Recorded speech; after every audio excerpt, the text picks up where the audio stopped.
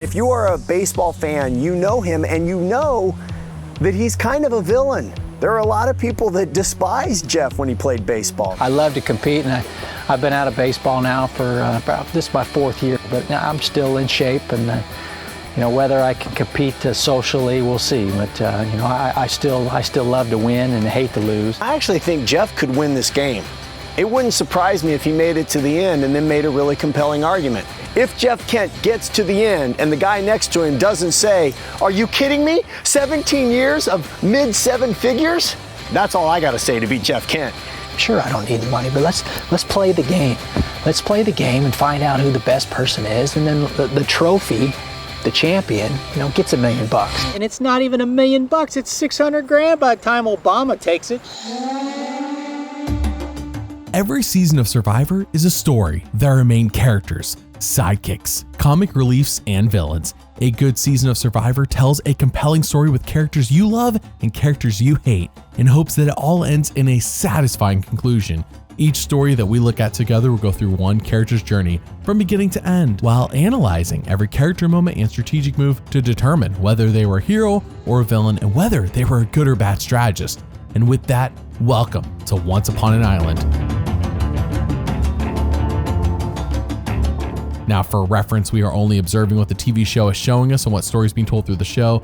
Future seasons will be mentioned, and I will be including secret scenes and behind the scenes footage to flesh out the story being told, and all character moments and strategic moves are interpreted with the mindset of what the story is trying to tell us.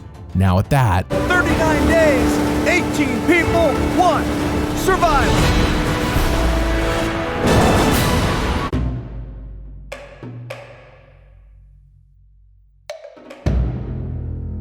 Season 25 sees Survivor in the Philippines for the first time ever, and what a welcome change of pace this is after having not been to a new location in 4 seasons.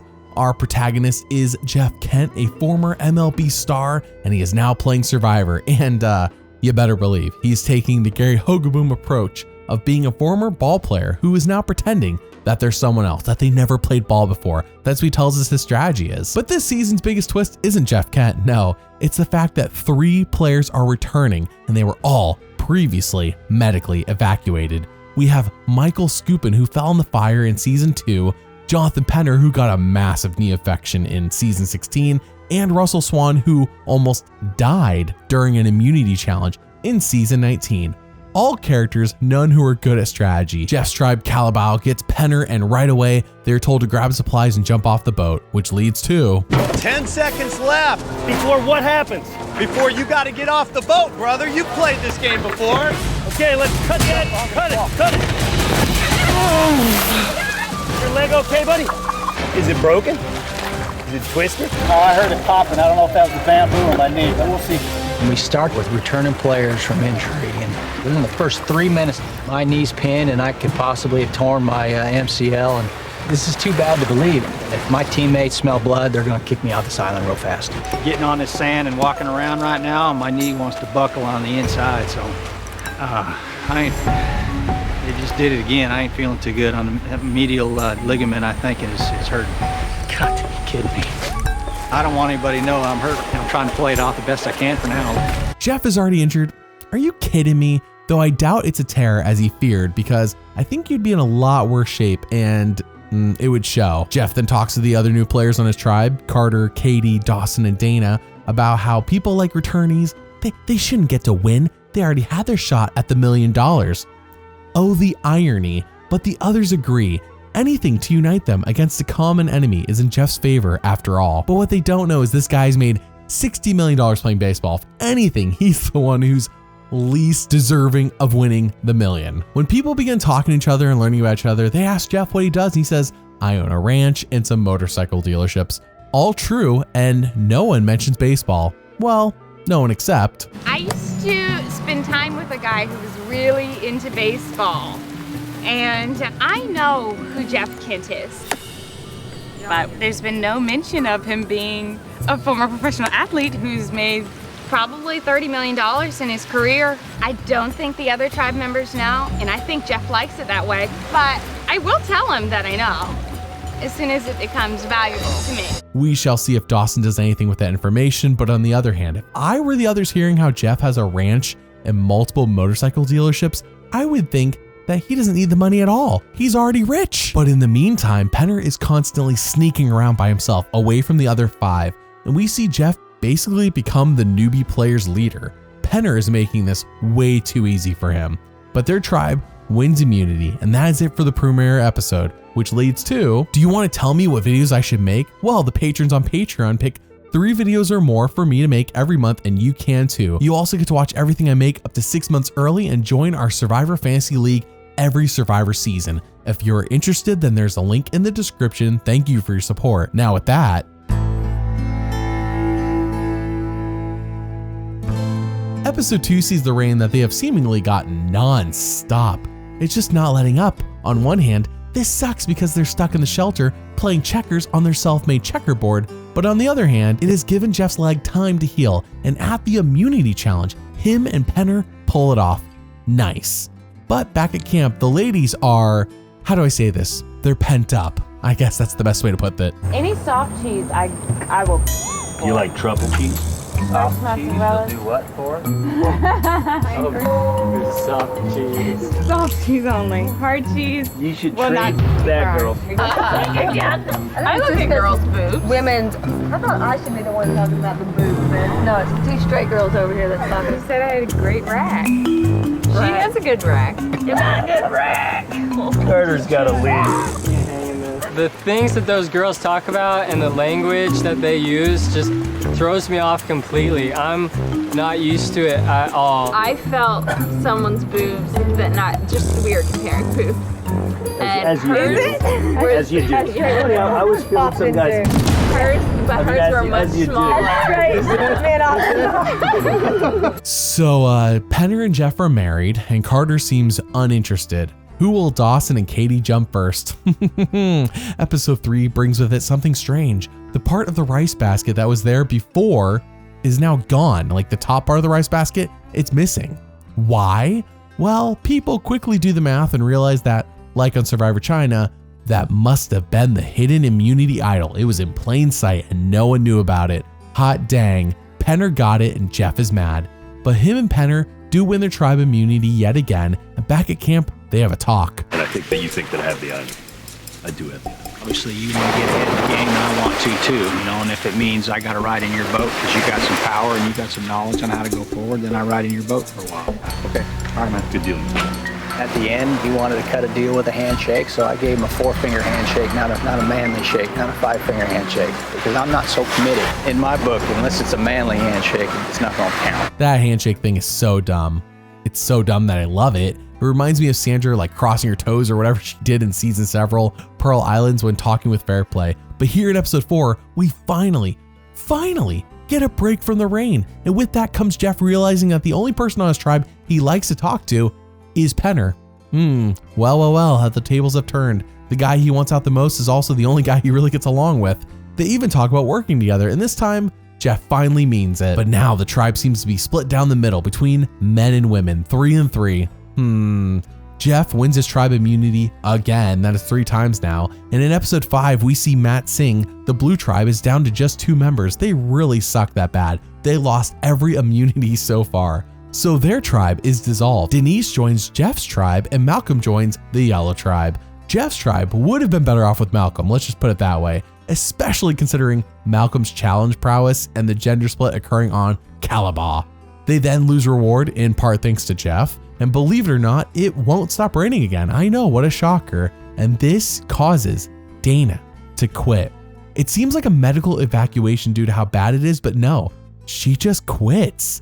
After her leaving, everyone is laying around the shelter, and that is when Dawson says something interesting, very interesting. Maybe I should date this athlete. What do you consider an athlete? Football, basketball. Then I guess at the end maybe baseball. It's too much standing around. It's like a whole bunch of grown guys just like, I don't know, I feel like I've kind of got like a little mouse that doesn't know that it's in a corner. And I'm like playing with it, and I'm gonna snap on it. Holy crap, I mean, Dawson's such a troll. Did I mention that when Jeff Probst came to their camp to help Dana quit, that Dawson said she wanted to jump his bones right then and there. It just wasn't the right time. I mean, mind you, Probst is married. Jeff Probst is married. They lose immunity, and Jeff Kent recruits Denise to the men's alliance, and hey, she's game as long as it ain't her. Perfect. So they all vote at tribal, and 5th person voted out of Survivor Philippines. Dawson. Dawson, the tribe has spoken.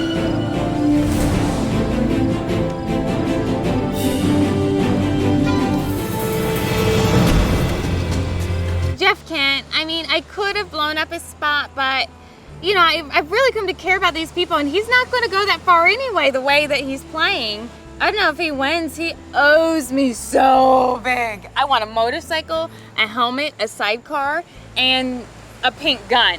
That's what I want from Jeff Kent. And Dawson, I have to say, no one has ever... All right, she got it in.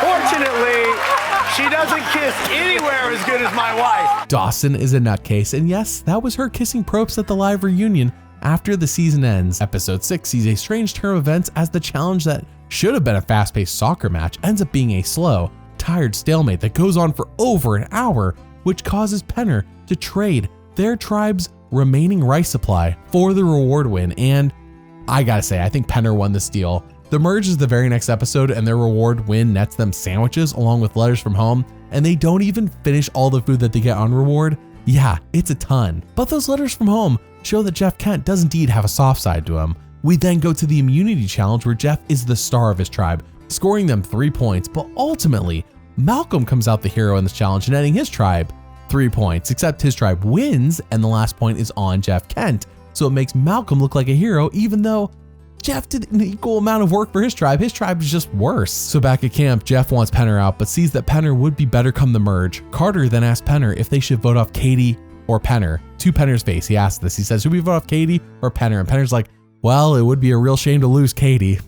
Come on, Carter, get your 15 Milky Ways together. So they all vote at tribal, and 7th person voted out of Survivor Philippines. Katie. Katie, the tribe has spoken. Episode 7 sees Jeff saying that the move to save Penner over Katie was a risk, and it better pay off. But now both tribes are merged, and Calabao is down 7-4. Yeah, it's pretty bad. Tandang, the yellow tribe, never had to go to tribal once, and it shows as they are all ticked at each other, and thankfully, they want each other gone. They're not united. Once again, people ask Jeff, hey, what do you do? And he again leans into the ranch and motorcycle dealer bit. If it wasn't for Dawson, literally no one would know Jeff this season.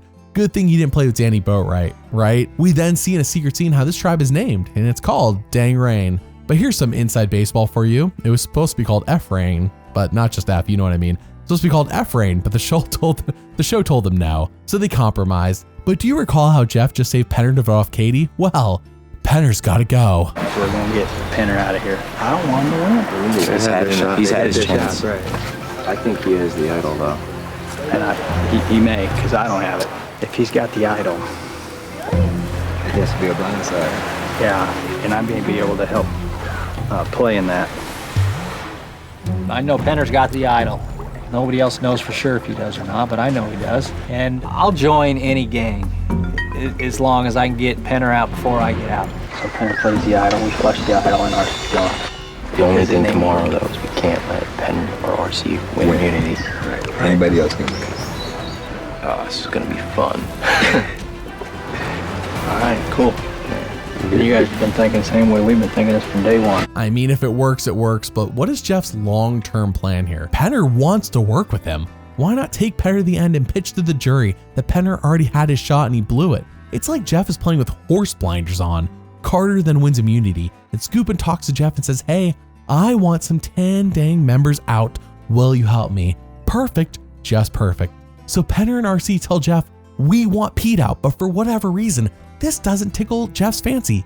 I don't know why. Pete's on the yellow tribe, so they all voted tribal, and Thank you. You're welcome. This is a hidden immunity idol. Any votes cast against Penner will not count. First vote, Penner, does not count. RC, that's 1 vote RC. Jonathan Penner, does not count. Pete, 1 vote Pete. Penner, 3 votes Penner, none of them count. RC, 2 votes RC. John, Penner, does not count. Pete, 2 votes Pete. Penner, does not count. RC, 8th person voted out and the first member of our jury. RC. RC, tribe has spoken.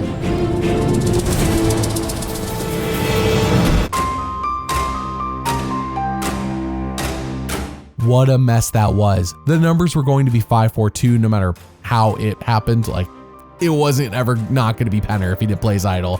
5 votes for Penner, and then 4 votes for Pete or RC, and then the other 2 votes were for Pete or RC. Jeff and Carter could not have changed the outcome, in my opinion, but by not voting with Penner, Penner says, okay, I'm a free agent now. I clearly cannot trust Jeff. See, why did Jeff save Penner just to burn the bridge the very next episode? I think Katie would have been more loyal. It baffles me. It really does. But Jeff is committed. He says if Penner loses immunity, he is gone next. Oh, brother. Why not target Scoopin'? He is 10 dang and a returnee. A double whammy. So Jeff talks to Denise in the secret scene. Why would anyone want to give either one of those 2 guys $1 million? Well, I agree.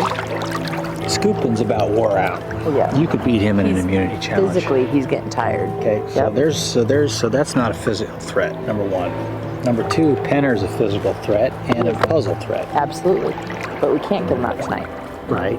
But so therefore, what if we use them 2 to now break up the 3? Abby, Correct. or Now, Pete, or Artist? right. And then as we go along, if Penner doesn't win immunity, pick him off. I don't think Malcolm is going to do it. If we continue to hold, somebody's going to shoot us in the back. Your plan is Either way. defense for a little longer, and my plan is an offense. Yep. But I'm a little nervous that these people just want to play it calm. And I told them too, if we play defense for too long, we're going to get popped. They want to play defense, so there's nothing I can do about that right now. Until I get the right pitch, I can't take a big swing, so I got to wait for the right pitch. This better pan out because Jeff seems like he's unwilling to look at other options. And get this, Penner wins immunity by mere seconds over Jeff. Well, there goes that plan, the only plan. But get this, with Penner winning immunity, 10 dang, they want Jeff out. Holy crap. Jeff senses things are not right around camp and he tries to scramble everyone together to vote off Pete, the guy that Penner and RC wanted out last episode. Yeah, that would have gone had Jeff voted with Penner. Now he wants him out. Oh, how the tables have turned. But what is even funnier is when he talks to Carter, Carter's like, I thought we were voting you off, Jeff. Come on, Carter, like, bro, are you paying attention? So they all voted tribal and... First vote, Abby.